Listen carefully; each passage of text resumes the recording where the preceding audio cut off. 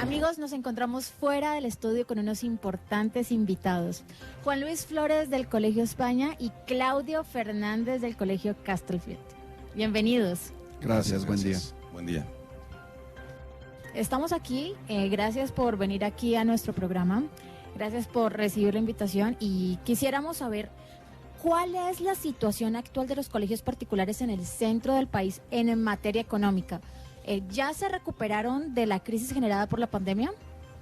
Bueno, buenos días. Bueno, mira, sí ha habido cierta recuperación. La verdad es que sí, todo lo que fue el tema de pandemia fue muy difícil. Sí tuvimos bajas académicas, pero bueno, ahorita la verdad es que de alguna manera desde el año pasado venimos repuntando, ¿no? Entonces la esperanza de, al menos de nosotros, es que sigamos en el ritmo que estamos creciendo ahorita. Pero bueno, sí fue difícil, definitivamente, ¿no? Gracias, Claudio. Y cuéntanos cómo fue tu caso. Claro, bueno, como dice Guillermo, la verdad fue bastante compleja la situación. Yo creo que más que difícil, fue desafiante, porque no teníamos una línea a seguir y no sabíamos el tiempo. En realidad la situación es que pues nosotros no sabíamos cómo pactar la situación, si hacer una propia plataforma, si hacer convenios con Microsoft o basarnos en la situación de plataformas que estaban gratuito, ¿no? En nuestro caso, pues montamos nuestra propia plataforma, hicimos un convenio con Microsoft e igualmente capacitamos a todo nuestro personal, que bueno, es un personal pedagógico, no es un personal a lo mejor técnico, ¿no? Entonces, pues fue un reto bastante complejo. Creo que supimos capotearlo y saberlo llevar. Nosotros tuvimos un efecto que a lo mejor en el área de primaria, secundaria y bachillerato no tuvimos una sola baja en toda la pandemia, Wow. que en realidad creemos que fue por la forma de atacar la misma. Siempre maternal y primero de kinder fue, pues cómo querías que un niño de maternal de 2, 3 años estuviera frente de una pantalla, ¿no? Pero, bueno, también aplicamos por ahí algunos descuentos en colegiaturas. Los papás nos aceptaron bastante bien la forma de trabajo y pues poco a poco nos hemos ido recuperando y más en los semilleros, que es maternal y primero de kinder. Al día de hoy prácticamente ya tenemos al 100% del alumnado que teníamos antes de la pandemia, ¿no? Wow, muchísimas gracias. Miren, durante la pandemia cerraron desafortunadamente muchísimos colegios y ya no los volvieron a abrir. Quisiéramos saber si la matrícula en general se redujo considerablemente dentro de la pandemia. Bueno, en nuestro caso no fue así, o sea, se redujo muy poco. Ok. Como comentan, nosotros sí, igual tuvimos, ¿cómo se llama?, hacer descuentos.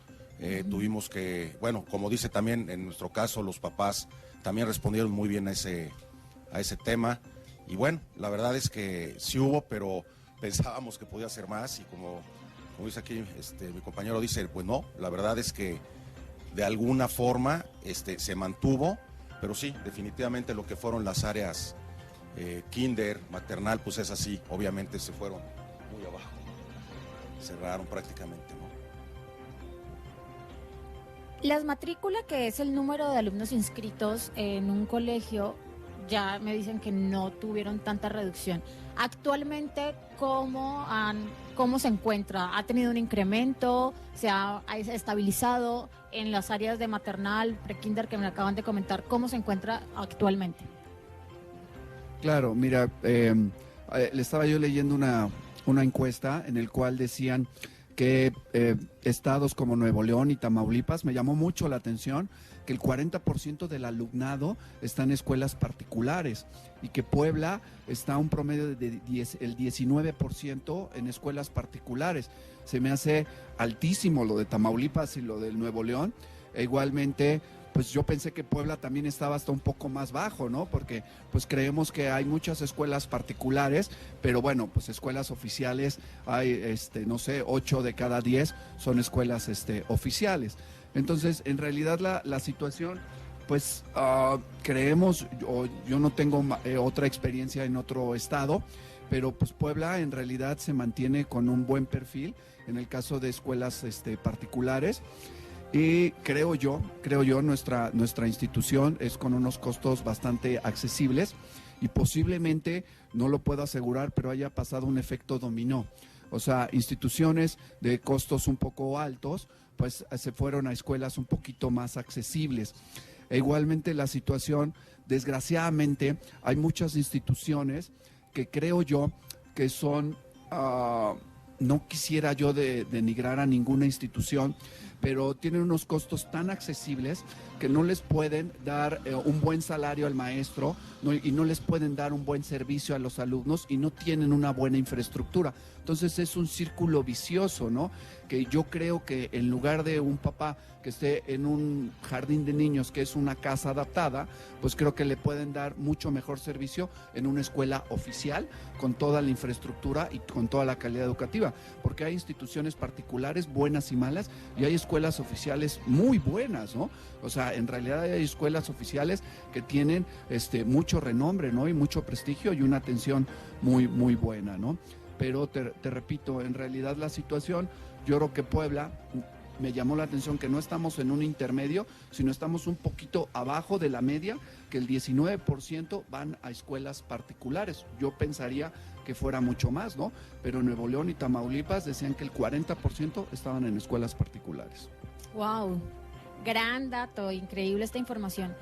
Y hablando, complementando lo que me acabas de decir, quisiéramos saber qué porcentaje de colegios en la región rentan sus instalaciones y qué porcentajes son propietarios de estas. Bueno, en nuestro caso, sí somos propietarios, pero según datos, creo que sí la gran mayoría renta planteles. En nuestro caso tenemos 2 planteles, los tenemos separados, lo que es maternal, kinder, primaria, y en otro plantel tenemos bachillerato y secundaria, ¿no? Ok, Juan Carlos, ¿qué opinas de Claro, sí, mira, yo creo que es lo mismo una escuela que otro negocio, ¿no? Desgraciadamente a veces viven para pagar la renta, igualmente no le pueden hacer modificaciones y no pueden mejorar la misma, ¿no? Entonces, pues sí, creo que es un aspecto fundamental la situación de una sana administración, porque puede estar muy bien el aspecto académico, pero si no está bien el aspecto administrativo, que no sabemos si en la pandemia fue más pesado la situación administrativa que académica, ¿no? Porque si no tomabas buenas determinaciones en el área administrativa, pues por más maestros de excelencia que pudieras tener, si no tenían la computadora, pues no lo podrían hacer, ¿no?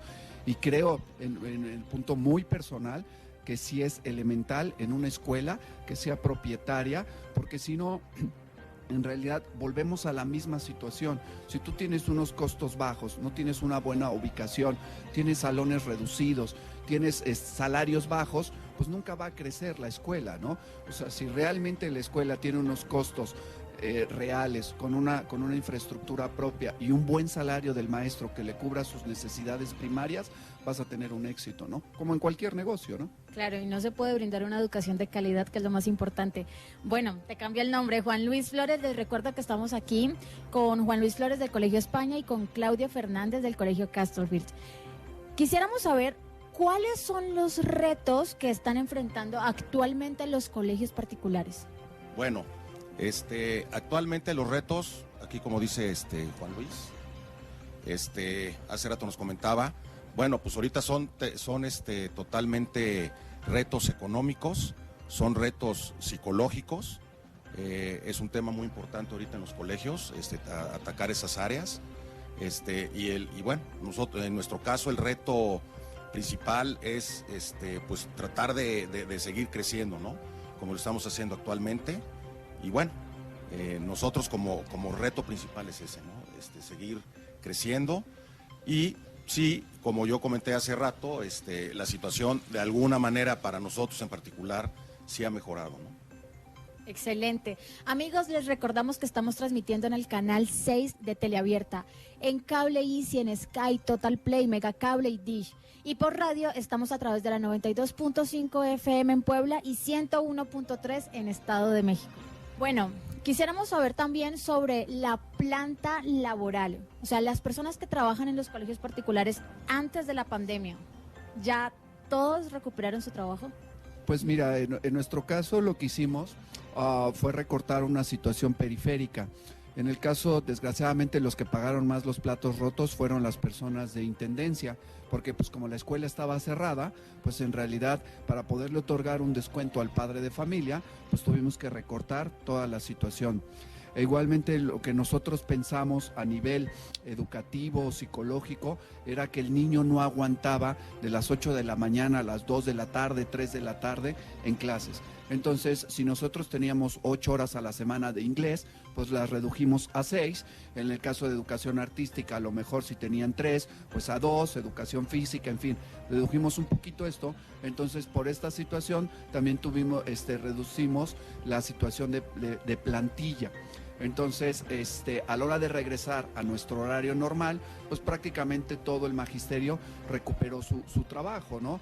Nosotros tenemos la política de 0 rotación de personal, entonces pues teníamos el temor de que algún maestro que hubiéramos recortado, no por él, sino por la situación administrativa, no quisiera regresar con nosotros, pero la verdad es que tenemos un promedio de estadía del maestro de 12 años con nosotros, entonces es altísima, el maestro está muy contento con nosotros, puedes pagarles bien o puedes pagarles excelente, pero si no hay un buen trato o si no hay, maestro, te entendemos que tienes una situación familiar, o sea, un trato muy humano, pues el maestro permanece dentro de, y en nuestro caso, pues solamente 2 personas ya no regresaron porque se jubilaron, porque ya estaban un poquito grandes y no entraron tampoco a la dinámica tecnológica. Pero en realidad prácticamente el 100% ya recuperó su trabajo. Excelente. ¿Y en tu caso, Claudio? Sí, en nuestro caso, bueno, fue muy parecido, sobre todo también fue en el tema de intendencia, por lógica, porque bueno, pues también no había el mismo mantenimiento que estar dando, sobre todo el día a día. Y sí, nosotros nada más tuvimos ciertas bajas en profesorado de deportes, por lo mismo, porque nosotros sí teníamos una plantilla fuerte en lo que era deportes, y ahí sí les perjudicaron un poquito, ¿no? Pero ahorita ya regresamos, estamos con la misma plantilla, pero sí, prácticamente fue nuestras bajas, ¿no?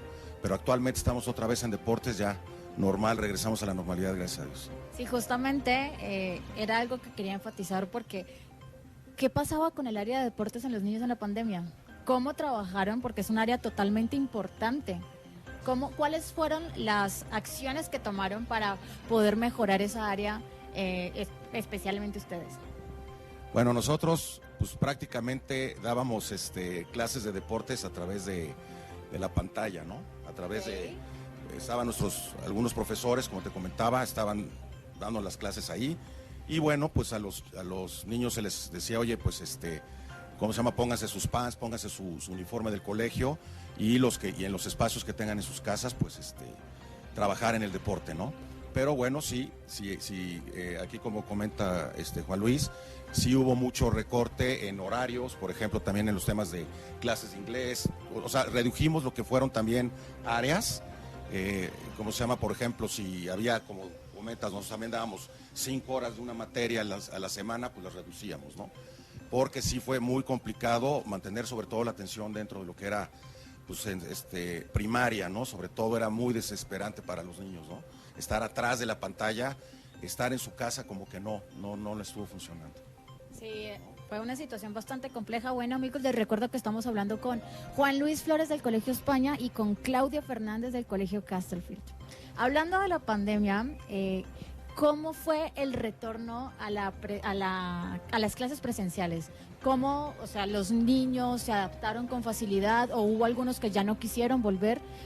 ¿Cuáles fueron los retos o cuáles fueron las acciones que han tomado con respecto a estos niños que volvieron en pandemia? Claro, mira, pues era muy personal y muy familiar la determinación, ¿no? Desgraciadamente, pues hubo muchas familias que perdieron integrantes, entonces eran los más temerosos a regresar a la normalidad, ¿no? E igualmente, pues el propio magisterio, ¿no? Platicaba yo el otro día con alguna persona que me decía que cuántas vacunas me había yo puesto, ¿no? Y me decía, pues prácticamente a los maestros fue obligatorio que se vacunaran, no hubo como opción, ¿no? Para que pudieran regresar a las clases, ¿no? Igualmente, pues uno como como administrador, pues también tenía miedo de abrir la propia institución, ¿no? Pero pues o nos moríamos de hambre o nos moríamos del bicho, ¿no? Entonces, pues sí fue paulativo, fue la situación. La verdad es que más o menos nos decían una especie de organización que regresaran la mitad y la mitad, pero pues no podías generalizar. Había grupos que no quería regresar nadie a clases, ¿no? Y había grupos que todos querían regresar por el famoso chat de mamás, que creo que en lugar de favorecer a veces perjudica la situación, que nada más son muchas críticas. Pero en el caso, pues sí, hubo momentos. Desgraciadamente o afortunadamente también muchos papás cambiaron de residencia. Entonces, pues nosotros tuvimos casos de niños que estaban en España, que estaban en África, que estaban en Veracruz, que estaban en Chihuahua, que estaban bla, bla, bla, ¿no? Y tuvimos que tomar la determinación de decir, bueno, a ver, el maestro puede continuar con las clases en línea y las clases presenciales, porque ya teníamos 2 niños en línea y 20 en clases, ¿no? Entonces decir, bueno, la única pretexto es que no estén en Puebla. Si no están en Puebla, pueden continuar con sus clases en línea, pero si están en Puebla, tienen que regresar. Cuando pues había papás que no estaban a gusto con la situación, pero pues lo de siempre, ¿no? Tienes que tomar a los más que por los menos, ¿no? O sea, si tenías en el grupo 22 y 2 no querían regresar, pues si uno estaba fuera de la ciudad tenía el pretexto, pero el otro no. Entonces la maestra no se podía estar distrayendo en la computadora con uno y no les podía poner 20. Entonces sí fue un reto tanto para mamás, que mis respetos también porque estaban atrás o al lado de la pantalla, Totalmente. para los pobres niños y mis maestros, o sea, híjole, a la fecha, ¿no? Siguen con el tapabocas y siguen poniendo todo de su parte, y eso es una admiración que yo tengo hacia el maestro catedrático dentro del aula para controlar a tanto niño y para controlar a tanta mamá, que tiene que haber mucha vocación, y esta pandemia fue, creo que, la mayor vocación del mundo, porque no nada más pedagógico, sino a nivel tecnológico, ¿no? Claro, totalmente. Sí, en nuestro caso, bueno, muy parecido. Nosotros, bueno, la SEP como institución fue marcando las pautas. Entonces nosotros estuvimos siguiendo esas pautas, y nosotros sí nos enfocamos prácticamente, ¿cómo se llama? Cuando regresaron los niños a clases, los secundaria, bachillerato, nos enfocamos un poquito más a todo lo que fue empezar no con clases duro, o sea, de decir, oye, ahora tienes todas estas cargas. Nos enfocamos un poquito al tema psicológico, por el tema de que, sobre todo secundaria y preparatoria, pues tenían una energía que destapar impresionante, ¿no? Excelente, muchísimas gracias. ¿Quisieran alguna recomendación final, algo que quieran complementar? Claro, pues la verdad es que te digo, yo no creo complementar. La verdad es que esto fue un reto para todo el mundo, ¿no? En la situación educativa y en nuestro caso personal, la verdad es que creo que al día de hoy lo puedo hasta agradecer, porque alguna vez una maestra hace 10, 15 años nos dijo, oiga, profe, ¿y si en todos los salones podemos poner pantallas y computadora y es interactivo y bla, bla? Dije, maestra, nunca nos van a alcanzar los recursos como para poder tener salones interactivos, ¿no? Y al día de hoy los tenemos. O sea, en realidad, pues tenemos una red interna, que tenemos la conexión de Starlink, y tenemos la conexión de de otra marca de internet. Entonces, pues ahora los maestros tienen mucho más recursos, están mucho mejor capacitados en situación tecnológica. Los niños nos llevan años luz, ¿no? Nos llevan años luz, pero creo que al día de hoy, pues también la educación dio un salto muy, muy grande. Y también, bueno, a mí me cuestionaban un poquito la situación de que ahora te podrías abrir al mundo, de que podrías tener niños de kinder viendo tras la pantalla de cualquier parte del mundo. Y yo siempre estuve en desacuerdo, ¿no? Porque le dije, la atención personalizada y que el niño se vaya de su casa a la escuela y tenga la rutina, nunca la vamos a poder sustituir, ¿no? Muchísimas gracias, muchas gracias Juan Luis, muchas gracias Claudio, gracias por acompañarnos, la verdad es una gran reflexión la que ustedes nos traen el día de hoy, y sí, definitivamente los cambios nos ayudan a crecer. Marisela, regresamos al estudio contigo, soy Laura Bermúdez y esto es Panorama Inmobiliario y Financiero.